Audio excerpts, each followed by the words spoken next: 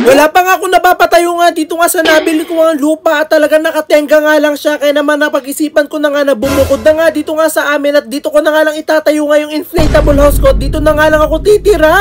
Dala-dala ko na nga sa mga oras nga na to yung mga gamit ko nga sa bahay at pumunta na nga ako dito nga sa nabili ko nga na lupa kasi dito na nga ako titira. Kung magtataka nga kayo kung saan nga ako titira nga dito, huwag kayong mag-alala kasi dito ko nga isi-set up nga yung nabili ko nga na inflatable house at doon nga ako mismo titira. Kaya naman pagkadating nga namin dito ay nilatag ko na nga agad nga itong tarpaulin nga na magiging latag nga ng aking inflatable house. At dahil nga napakahirap nga i-set up nga ng inflatable house ko, talaga nagpatulong ako kasi hindi ko nga kaya nga i-set up yun ng mag-isa. At dahil nga napakabigat nga nitong inflatable house ko, talagang 3 tao ngayon nagtutulong-tulong nga para nga mailabas lang dito nga sa lagayan. Hindi nga kasi ito yung inaakala nyo nga na parang bahay-bahay lang na nilolobohan, talagang napakabigat nga nito at napakalaki. At nung natanggal na nga siya sa lagayan, inilagay na nga siya dito nga sa gitna nga ng tarpaulin na magiging latag niya nga at agad-agad na nga nilang binukadkad. At kailangan nga talaga na maibukadkad nga siya ng maayos para nga malobohan nga siya talagang maging bahay. Akala ko nga talaga nung una nga na binili ko nga itong inflatable house nga na to na kaya ko nga siyang i-set up nga ng mag-isa, pero nung nakarating na nga siya dito nga sa amin, talaga sobrang hirap pala. At ito na nga nung naibukadkad na nga ng maayos nga itong inflatable house ko, inumpisa na nga rin nilang lobohan nga para nga talaga maging bahay na. Kanina nga parang 3 nga lang sila nag-aayos nga dito, pero ngayon dumami na kasi kailangan nga talaga ng maraming tao nga dito para nga maitayo to ng maayos. At talagang hindi na nga rin ako nakitulong nga dito kasi mahirap nga talaga siya at hindi ko nga kaya. At matapos nga ang mahigit 30 minutes nga na pag-aayos nga nila dito, ito na nga sa wakas unti-unti na nga nilang naitatayo. Pero sa tingin ko nga kahit nga 2